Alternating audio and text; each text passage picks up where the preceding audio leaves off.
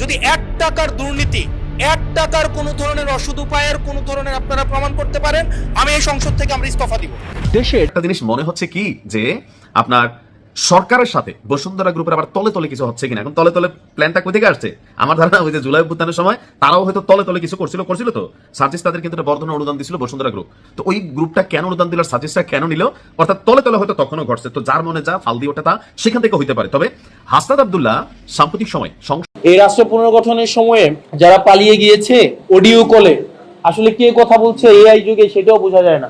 AI কলে AI দিয়েও তো কথা বলতে পারে, ইমেইলেও তো সাক্ষাৎকার দেয়। তো সেই জায়গা থেকে যারা পালিয়ে গিয়েছে তাদেরকে নিয়ে কথা বলে এই গুরুত্বপূর্ণ সময় সাংবাদিকরা প্রচুর গুরুত্বপূর্ণ বিষয় নিয়ে ব্যস্ত থাকে। এই গুরুত্বপূর্ণ বিষয়ের মাঝখানে এইসব অগুরুত্বপূর্ণ বিষয়ে কথা বলার সময় আমি জানি।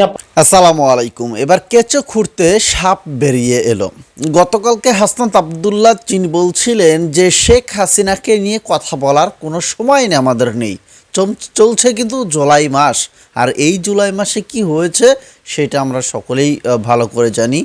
সাবেক প্রধানমন্ত্রী শেখ হাসিনা তিনি পুলিশ বাহিনী দিয়ে, ডান্ডা বাহিনী দিয়ে কিভাবে নির্মমভাবে অত্যাচার করেছেন এবং ছাত্রদের উপর হামলা চালিয়েছেন সেগুলো আমরা দেখেছি। কিন্তু পরে তার যখন সরকার পড়ে গেল, ইউনূস সরকার আসলো, সেই ইউনূস সরকারের সময় কিভাবে চাঁদাবাজি হয়েছে সেটাও আমরা দেখেছি। এবং সেই চাঁদাবাজিতে কারা কারা সহযোগিতা করেছে এবং সেখানে কারা জড়িত ছিল সেটাও আমরা জানি। সব কিছু কিন্তু আমরা জানি।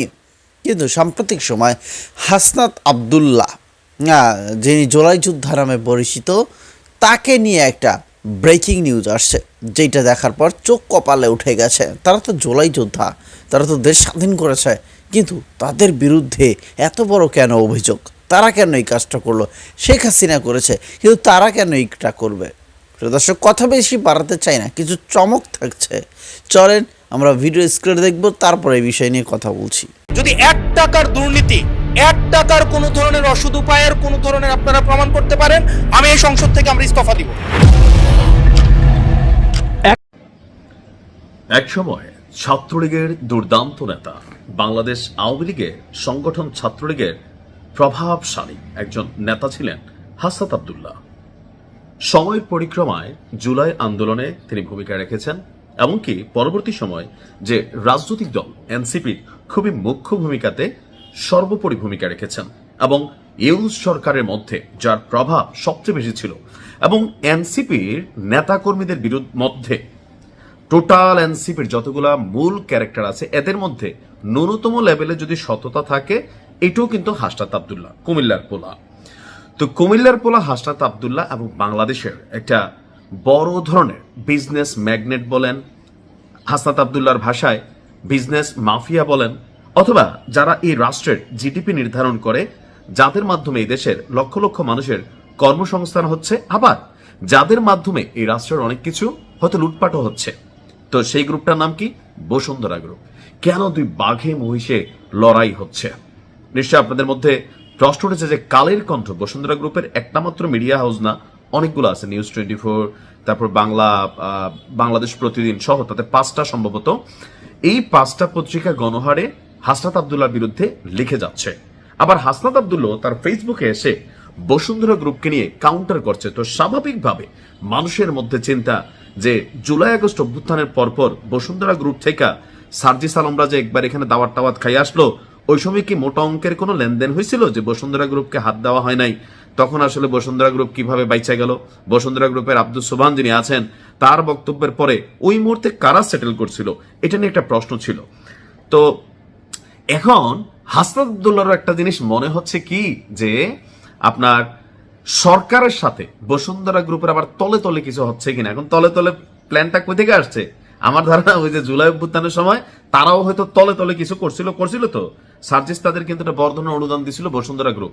তো ওই গ্রুপটা কেন অনুদান দিল, সার্জিসটা কেন নিল, অর্থাৎ তলে তলে হয়তো তখনও ঘটছে। তো যার মনে যা ফাল দিয়ে ওঠে তা সেখান থেকে হইতে পারে। তবে হাসনাত আব্দুল্লাহ সাম্প্রতিক সময় সংসদে একটা বক্তব্য রাখছিলেন, সেই বক্তব্যের পর থেকেই বসুন্ধরা গ্রুপ হাসনাত আব্দুল্লাহকে টার্গেট করেছে। কারণ হাসনাত আব্দুল্লাহ নিজে বসুন্ধরা গ্রুপকে একটা গুতা মারছে সরকারকে নিয়ে।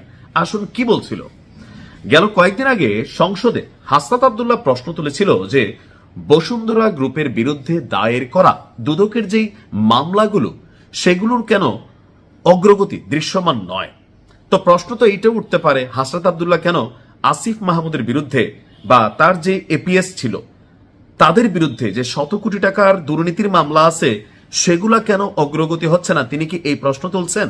না, কারণ এটা তার কমিউনিটির মধ্যে, ওইটা হচ্ছে তার কমিউনিটির বাইরে। দেখেন, কথা বললে সবগুলাই বলতে হবে। হাসনাত যদি শুধু বলতো যে আমার এনসিপির যারা ছিল জুলাই আর আগস্টের মধ্যে যে সরকার ছিল সেই সরকারের মধ্যে যাদের বিরুদ্ধে দুর্নীতি হয়েছে তাদের মামলাগুলো কেন অগ্রগতি হচ্ছে না, পাশাপাশি বসুন্ধরা গ্রুপ হোক আর যেই গ্রুপ হোক তাদের বিরুদ্ধে কেন অগ্রগতি হচ্ছে না, আমরা কথা বলার একটি স্পেস পাইতাম। এখন যখন তিনি একটা পক্ষ নিয়ে কথা বলছেন, স্বাভাবিকভাবে এখানে একটা গুতামারা সিচুয়েশন তৈরি হয়ে গেছে। নাম্বার ওয়ান, এখন দুদকের মামলা নিয়ে বসুন্ধরা গ্রুপেরটা নিয়ে তিনি আলোচনা তুলছেন, কিন্তু তার সরকারে থাকা তার যেই মানে ইউনূসের গভর্নমেন্টে যারা ছিলেন তাদের বিরুদ্ধে তিনি কোনো মন্তব্য করেন নাই। দ্বিতীয় গুতাটা কোথায় মারছে আসুন, তিনি বলছিলেন যে সরকার এবং বসুন্ধরা গ্রুপের মধ্যে কোনো আন্ডার টেবিল অর্থাৎ তলে তলে টেবিলের নিচে দিয়া, দেখেন কত কুফা এই আলোচনা, কারেন্টই চলে গেছে। যাই হোক, আমি ভিডিওটা চালিয়ে যাচ্ছি।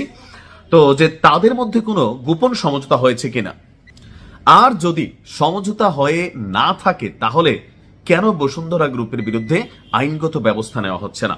এরপরে তিনি অর্থ পাচার এবং সম্পদের একটা অভিযোগ করেছেন। তিনি দাবি করেন বসুন্ধরা গ্রুপের বিরুদ্ধে বিদেশে অর্থ পাচার এবং মানুষের সম্পদ দখলের অভিযোগ রয়েছে এবং এইসব বিষয়ে বিচার কার্যকর হওয়া দরকার। আর এগুলো নিয়ে কেন এখন পর্যন্ত মানে বিচারিক নিষ্পত্তি সম্পূর্ণ হয়নি।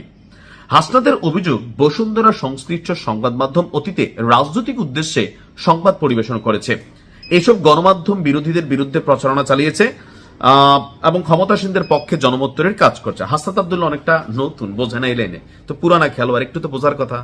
এই দেশে গণমাধ্যম যে এখন যেই সরকার থাকে সেই সরকারের পক্ষে পরোক্ষভাবে বা প্রত্যক্ষভাবে সবাই ভূমিকা নেয়, তেমনি আমাদের সাংবাদিকদের মধ্যেও এরকম একটা অবস্থান আছে।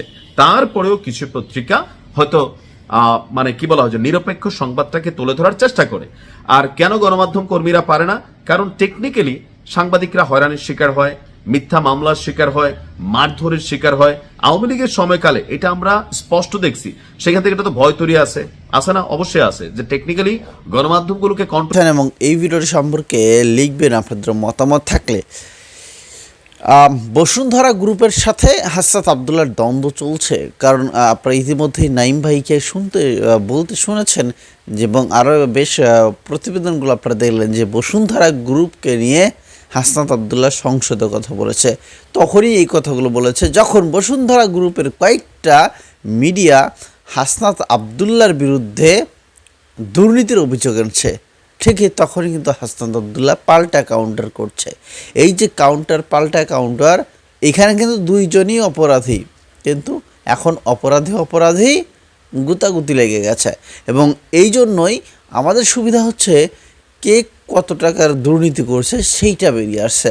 প্রিয় দর্শক, বিষয়টা এটাই আসলে বলছিলাম যে চমক, কিন্তু এটা একটা চমক না? তো যাই হোক, লিখবে। এখন শেখ হাসিনাকে নিয়ে কথা বলার সময় নেই এবং অনেকেই ভিডিও দেখার পর আপনারা লিখছেন যে হাসনাত আব্দুল্লাহরা হয়তো বা ভয় করছে শেখ হাসিনাকে দেখে। প্রিয় দর্শক, কী মনে হয় আপনাদের? লিখবেন এবং ইউনূস সরকারের সময় দুর্নীতিতে কারা কারা জড়িত আছে একটু মনে করিয়ে দেওয়ার চেষ্টা করবেন।